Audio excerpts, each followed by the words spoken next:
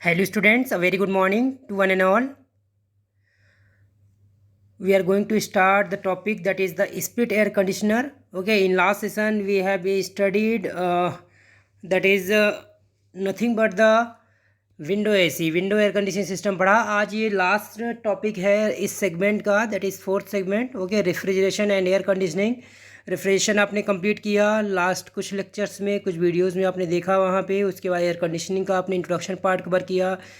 Types of air refrigeration देखा आपने, air refrigeration क्या होता है, ठीक है ना। उसके बाद VARS क्या होता है, VCRS क्या होता है, that means what is the difference between vapour compression refrigeration system as well as the vapour absorption refrigeration system. उसके बाद एयर कंडीशनिंग में हम आए तो एयर कंडीशनिंग में मेनली आपका सिलेबस पॉइंट ऑफ व्यू से देखा जाए तो है दो टाइप के एसी आपका यूज़ किए जाते हैं। First one is the window AC और दूसरा आपका आता है स्प्लिट एयर कंडीशनर। हालांकि आप सेंट्रलाइज एसी भी आप पढ़ सकते हैं, बट मेनली आपका यही दो हैं। तो विंडो एसी आपने लास्ट वीडियो में हमने कवर किया था, उसको आपने डिटेल में स्टडी की, पार्ट्स कंपोनेंट्स, ठीक है ना, उसकी वर्किंग प्रोसीजर हो गया, ये सारी चीज़ देखा। आज हम लोग जो बात करने वाले हैं वो स्प्लिट एयर कंडीशनर पर बात करने वाले हैं। नाम से ही एक सजेस्ट हो रहा है, क्या लग रहा है, स्प्लिट यानी कि टूटना, दो भागों में। दैट मीन्स क्या होगा, स्प्लिट एयर कंडीशनर में जैसे कि आप देखते होंगे वहाँ पे जो मेन चार कंपोनेंट थे, कौन कौन से चार कंपोनेंट कौन कौन से होते हैं, कंप्रेसर हो गया, कंडेंसर हो गया, एक्सपेंशन वाल्व हो गया और इवेपोरेटर हो गया।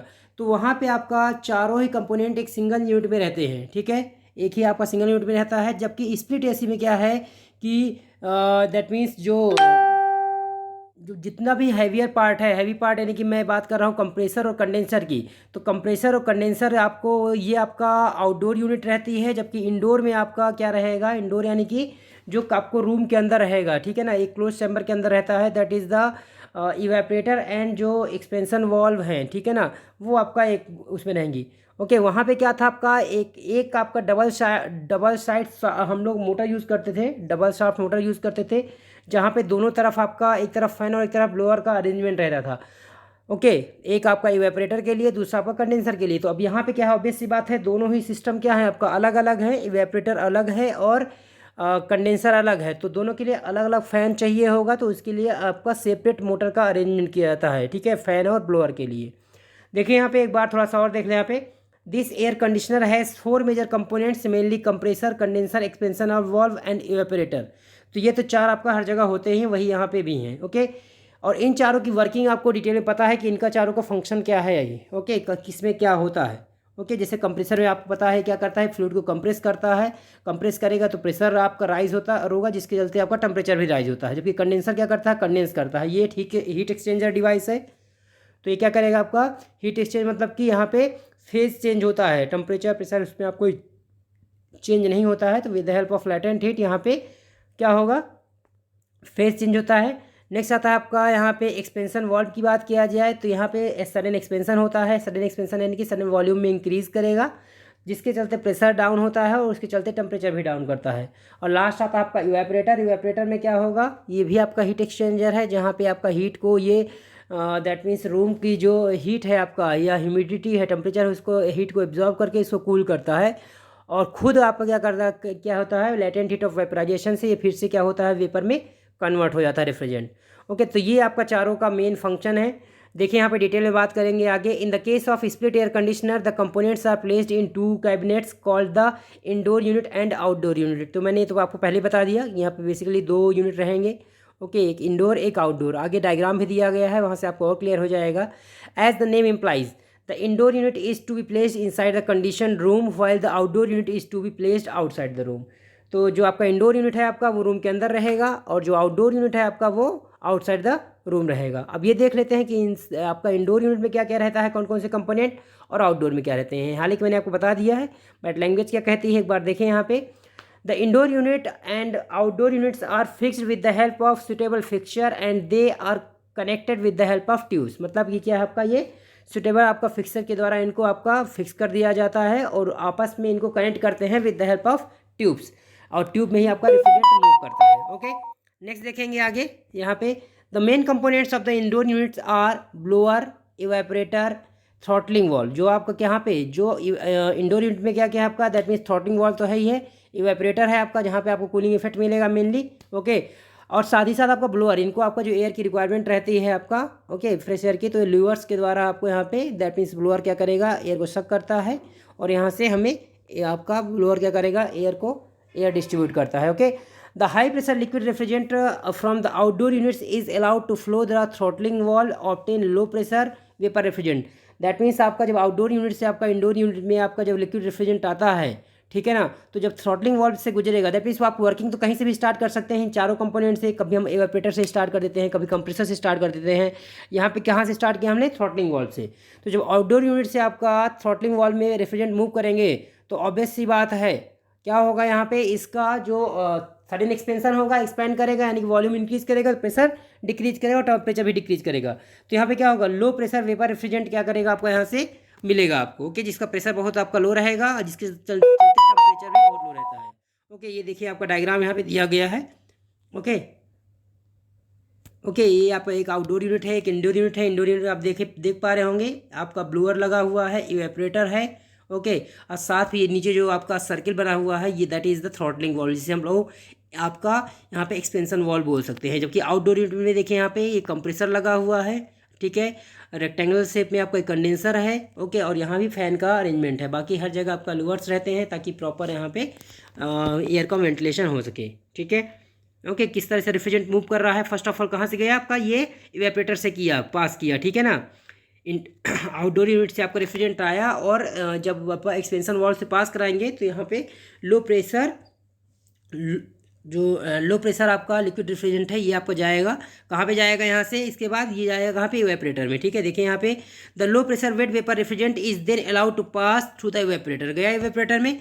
As the blower blows air from the evaporator, जैसे ही ब्लोअर है वो आपका एयर ब्लो करेगा इवेपोरेटर में, low pressure refrigerant obtained from the throttling valve is evaporated to produce chillness in the surroundings of the evaporator. तो जैसे ही ये एयर ब्लो करेगा तो जो भी यहाँ पे रूम के अंदर जो भी आपका जो हीट है आपका उसको ये एब्जॉर्ब करेगा रेफ्रिजरेंट, और क्या करेगा यहाँ से जो कूल्ड एयर है आपका वो ट्रांसफ़र करेगा, दोबारा से रिसर्कुलेट करेगा एयर में। ठीक है, और इनकी जो आपका हीट को एब्जॉर्ब करेगा वो आपका इवेपोरेट करेगा, इवेपोरेट करने के बाद किस में कन्वर्ट हो जाएगा, ये वेपर में कन्वर्ट हो जाएगा। Okay, the main components of outdoor unit are the fan, condenser and compressor, ये आपका 3 हो गए। अब क्या होगा यहाँ से, दैट मीन्स ऑब्वियस सी बात है लो प्रेशर वेपर में कन्वर्ट हो चुका है, तो low pressure vapour refrigerant from the evaporator of the indoor unit is allowed to flow through the compressor to obtain high pressure and high temperature refrigerant. मतलब कि इंडोर यूनिट से अब refrigerant कहाँ जा रहा है आपका, आउटडोर यूनिट में, दैट मीन्स इवेपोरेटर से कहाँ जाएगा, कंप्रेसर में।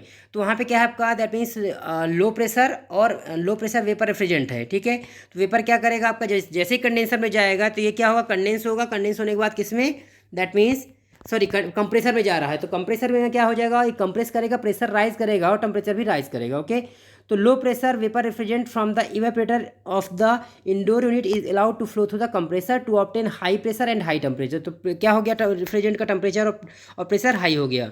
अब यहाँ से कंप्रेसर से कहाँ जाएगा, ये कंडेंसर में जाएगा। ओके, देखिए कंडेंसर में क्या है आपका, the high pressure and temperature vapour is then allowed to pass through the condenser. अब क्या होगा, ये जो रेफ्रिजरेंट है ये कहाँ से पास कराएंगे हम इसको, दैट मीन्स कहाँ से, कंडेंसर से। कंडेंसर क्या है, ये भी एक टाइप का हीट एक्सचेंजर है। यहाँ पे with the help of that means latent heat के द्वारा क्या करेगा, यहाँ पे there is no change in the temperature and pressure but there will be phase change, again phase change होगा, यानी कहाँ से, जो आपका वेपर रेफ्रिजरेंट है वो दोबारा से आपका लिक्विड में कन्वर्ट होगा। Okay, as the fan blows air over the condenser, जैसे ही कंडेंसर से आपका fan that means air blow करेगा, क्या होगा, high pressure vapour condenses to form high pressure liquid refrigerant. क्या करेगा, कोई भी प्रेशर और टेम्परेचर कोई चेंज नहीं होगा, केवल क्या होगा आपका यहाँ पे, ये क्या होगा, वेपर से लिक्विड में कन्वर्ट हो गया। Air inlet and outlet louvres are placed at suitable locations to enable free air flow. जो लोअर्स बने हुए हैं वो क्या करेंगे आप, दैट मीन्स एयर के फ्लो के लिए इनको यहाँ पे प्लेस किए जाते हैं। बाद में क्या होगा, ये यहाँ से जो कंडेंसर से दोबारा से कहाँ जाएगी आपका, इंडोर यूनिट में जाएगी, कहाँ पे, एक्सपेंशन वॉल में, थ्रॉटलिंग वॉल में, और इस तरह से साइकिल बार बार रिपीट होती रहेगी। तो मेरे ख्याल से कोई डाउट नहीं होना चाहिए। इवन कोई डाउट हो तो कोई क्वेश्चन हो आप तो कमेंट सेक्शन में आप बिल्कुल पुट कर सकते हैं, मैं डेफिनेटली इनका आंसर करूँगा। तो ये था आपका almost split AC okay and window AC. तो एयर कंडीशनिंग सिस्टम ऑलमोस्ट आपका हो चुका है, ठीक है ना।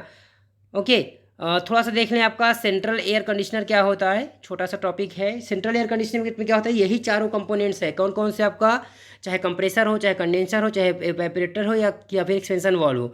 ये मतलब कि जो सेंट्रलाइज एसी होती है, बड़े बड़े जो स्टार होटल्स होते हैं, बड़ी बड़ी कंपनीज होती हैं, इंडस्ट्री हो गया, ठीक है ना, वहाँ पे जनरली यूज़ किए जाते हैं। जहाँ पे आपका सेंट्रलाइज एसी मतलब कि आपको वहाँ पे चारों जो कंपोनेंट है ये अलग अलग इंस्टॉल किए जाते हैं और पाइप के द्वारा इनको आपस में इंगेज करते हैं, या मैं कहूँ आपको आपस में कनेक्ट करते हैं। फिर रेफ्रिजरेंट मूव करेगा और वहाँ पे डक्ट सिस्टम का यूज़ करके, आपका एल्यूमिनियम का डक्ट यूज़ करके वहाँ पे जो चिल्ड एयर है वो आपका रूम टू रूम आपका, जैसे मान लिया स्टार होटल्स वगैरह है, तो रूम टू रूम आपका इस एयर को, दैट मीन्स कंडीशनड एयर को हम लोग क्या करते हैं, फ्लो कराते हैं, जिससे कंफर्ट जोन में आपका लोग बने रहते हैं। ठीक है, देख लें एक बार लैंग्वेज क्या कहती है। It is adopted for the large buildings, star hotels, hospitals, cinema halls etcetera. This system use for heavy loads of about 20 tons और मोर। सबसे बड़ी बात जो की पॉइंट है आपका कि जनरली एसी कितना का था आपका, 1 टन 1.5 टन, ठीक है ना। यहाँ पे क्या आपका दैट मीन 20 टन्स का लोड भी क्या है, सस्टेन कर सकता है। Okay, ton of refrigeration, 20 ton of refrigeration ये प्रोवाइड कर सकता है chillness. Various components of the central air conditioner system are not assembled at factory, they are installed, instead they are assembled at the site location. Okay, तो particular जहाँ पे आपका हमें requirement रहती है उसी साइट में क्या होते हैं, हम इनको क्या करते हैं, अलग अलग इंस्टॉल करते हैं। दैट मीन्स किसी कंपनी से इसको इंस्टॉल करके भेजा नहीं जाता है। ओके, सो यहाँ से ये आपका 4th सेगमेंट खत्म होगा। नेक्स्ट सेगमेंट हम लोग 5th सेगमेंट स्टार्ट करेंगे नेक्स्ट वीडियो से। तो आज के लिए इतना ही। Okay, thank you so much.